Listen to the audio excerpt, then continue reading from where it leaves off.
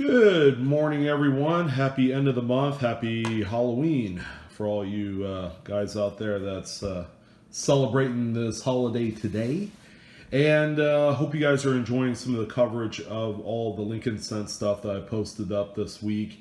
As a matter of fact, I've had a number of responses via email and through the comment sections about choosing and selecting some of the coins, and if you were to put together a set, how would that look like? What's the best type of grades that I should be assembling? These are all wonderful questions. I'm going to talk about a few album sets that I have. First one in which, and I have a whole bunch of this. I brought this one out because this is one that my father had passed down to me like 14 years ago. So we're going to look at this one. It's a 1930 to 58 Lincoln Wheat Cent assemblage of coins in there, and it's in a green Littleton holder. In addition, I have about 7 or 8 of the Dansko sets, and this one is actually a 1909 all the way up into, I believe, 1970s. This one is a little bit older of an album because it ends right at like 1970. So this particular album is about 48 years old. And again, I have a whole bunch of these albums that I've put together in time. You'll see that I have a lot of holes left to fill in some of these, and I've owned a lot of the rare coins, like the 14D and the 1909 SVDB. I've owned a couple 22 planes, not super high grade, probably like VF, to name a few. And the biggest theme, the biggest question that I've had requests on this week is, what's the best grade to pick up, I guess, for these various decades and dates? And that's a great question. And if you're looking to collect today and then possibly sell tomorrow, it's important to know that the type of material that you spend all of your time and effort getting today will get you kind of that money back later on, if maybe not a little bit more. So I think for starting out the video, we're going to take a look at the 1909 to 1970s coin album here, and I could get close, but some of these coins are corroded in here. There's a few pieces. I think looking at this one, this was probably an album that I picked up at I would have to say it was either an antique store or possibly it was out at like one of those outdoor craft fair deals that you see around. I know this time of year, as we get into the holidays, there's more of those like winter craft time fairs. I think that's where I got one of these at. And some of the coins, as you can see, are not really fantastic. But if you're able to see all of the dates, that is going to be helpful in describing exactly what the ideal coins are that you're going to try and go for. I know some of them are, they get pretty expensive, but when you're looking at the earlier dates, the 1909s and teens, for the Philadelphia coins, I traditionally want to find coins that are right around XF, maybe AU. They're still affordable, somewhere in in the $10 to $15 range. The 1909 being the first date, those are very plentiful in mid-state grades, and I've seen those sell for between $20 and $40. So that's an affordable first-year date that you could pick up and not feel like you've spent a lot of money, but felt like you really struck it rich because the coin is really phenomenal looking. You get into some of the Denver and San Francisco minted coins. Those are tough because once you get anywhere above like a fine or VF, the coins shoot up to about 25 to 50 bucks a piece in that particular grade type. Okay, you start getting into the about uncirculateds and mint state, then you're going to end up paying well in excess of $100 in the AU grades, and they jump up to many hundreds of dollars, if not thousands, for mint state grades. Again, with these type of coins, you have three different color levels. You have brown, which is what you would see right here in these circulated coins. You have red brown, and you have full red. Okay, the three different color types only apply to mint state premium quality coins. Coins that are circulated don't get that color designation on there. But usually with the 1909 to, I would say, probably 1929, okay? I'll want to be right around VFXF. You're going to get a nice quality coin with plenty of eye appeal, and you're going to be in the affordable range. You know, you're going to be under $10 for a lot of these coins. The 26S is a semi-key. Okay, that one has a relatively low mintage for the series. You do have the 22D, you have a 22 plain. Like, take a look at that 22D sitting right there. That would be what I would call the ideal grade that I would pick up for this album, VFXF. That 22 plain right there, or actually the 22D coin, set me back around $25, I believe. But you know, even coins like the 24D, you could get a really nice solid VF for around $40. The 22 plain in good or VG can be somewhere in the $600 to $700 range with a little bit of searching, and you want to make sure you pick up coins that are pretty honest. Check out this 26 right here. That is an AU to mint state coin that I believe I paid $1 for, and that's a relatively early date for this series. So I got 26S, which is around a VF. Okay, that's about a $15 coin there. And then you have a few others here. And I apologize about the lighting. The lighting's kind of funny. I'm doing it in actually the dining room, and the lighting is not the best unless I had like a desk lamp. So let's talk about the 30s, because 30s, I would say, in my honest opinion, is a decade where there should be no excuses whatsoever. Okay, in the 1930s, starting at 1930, you could get AU to BU coins pretty regularly. Okay, now there are a few coins that are really tough in mint state grades. Okay. 30D, 30S, 31D, 31S are a couple of the tougher grades to locate in that higher grade.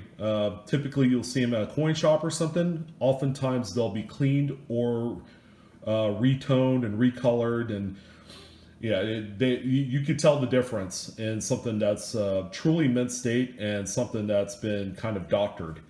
So I'm going to switch over to this because I have a little bit better quality coins in the Littleton album.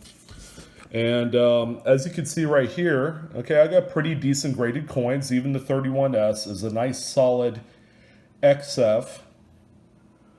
All right, there are a few coins like this 33 right here I would replace, and you could easily find like a brown mint state type coin for around $10 of that grade.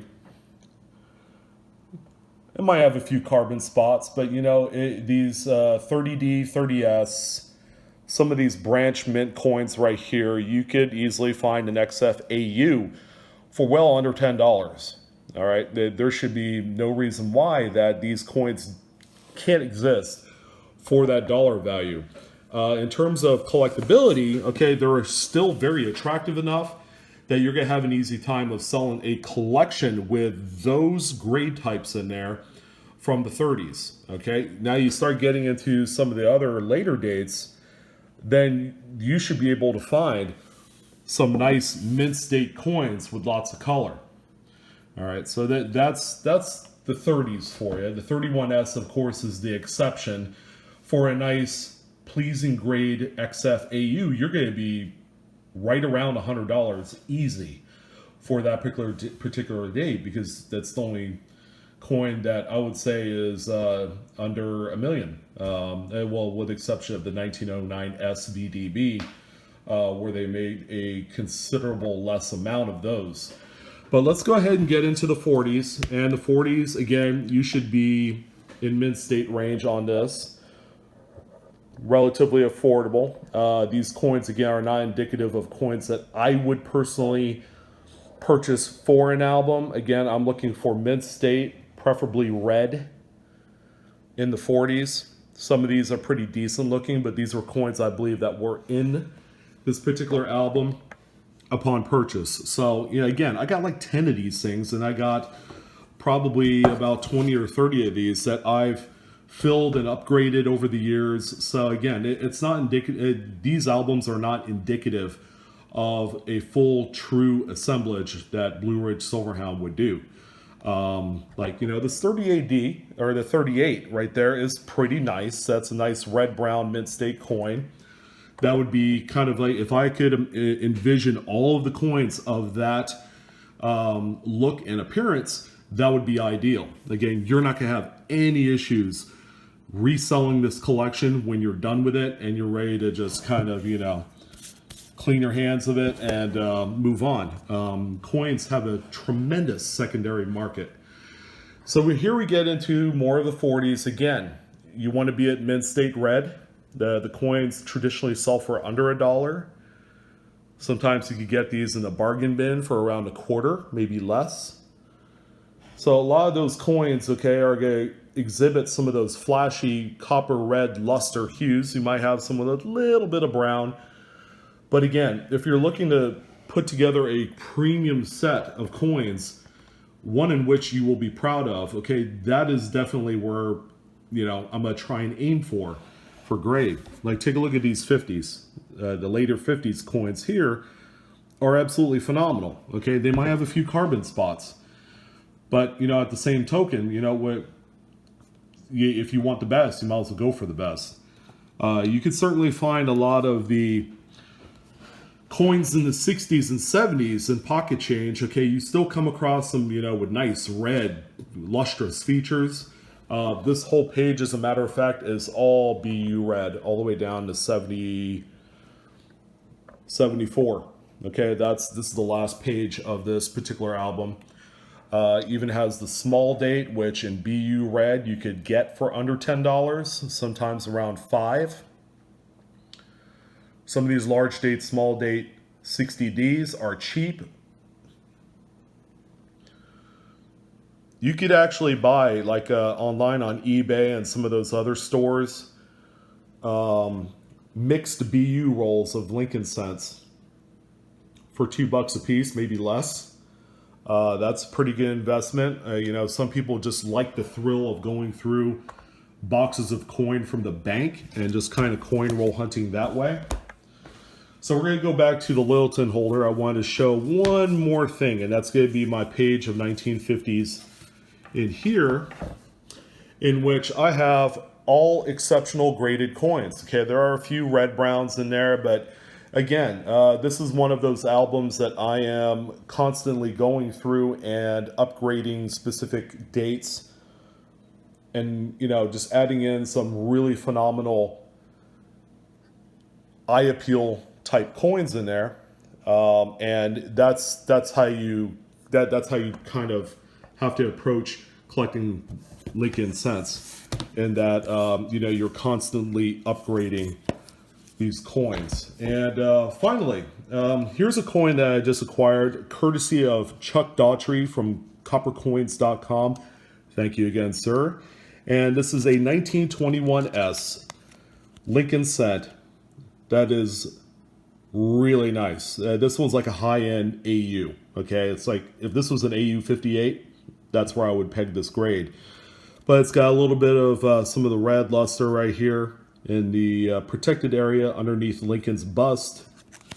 There's a reverse. You got some of that brand new mint sheen, some of that luster that's represented on the coin.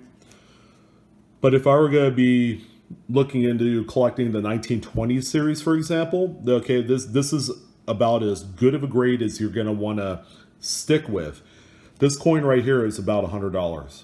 Okay, it just goes to show you that even coins in AU condition sell for that kind of money in the 20s. So it's really, it's a really amazing decade because there's a lot of challenges. A lot of the coins were used and they were tied up in commerce and changed hands frequently. So a lot of these coins got beat up or destroyed through attrition. A lot of them got melted, probably at one point. So, anyways, I hope this kind of like video helps point some of you in the right direction in terms of what's the good kind of like acceptable market type grades that you should look for in collecting the Lincoln Wheat Cent series or memorials. Again, the affordability is there. Once you dip into the 1909 to 1939 dates, it gets a little bit tough, but that's where all the challenge comes in because you're trying to locate these coins, whether graded, preferably raw, because that's even more exciting. And you could, pump that into an album, and then you'd have a really nice presentation, and actually one that, you could talk about with your kids and grandkids for years to come. Anyways, always a pleasure. Thank you guys for joining me. As always, if you enjoyed today's content, do me a favor and hit the like button. It's somewhere around here. And as always, enjoy the hobby. Again, this is Blue Ridge Silverhound. Thank you again. Appreciate all the support you've given me over the duration of my channel. And I look forward to seeing you guys on the next one. You guys take care and safe Halloweening. Take care.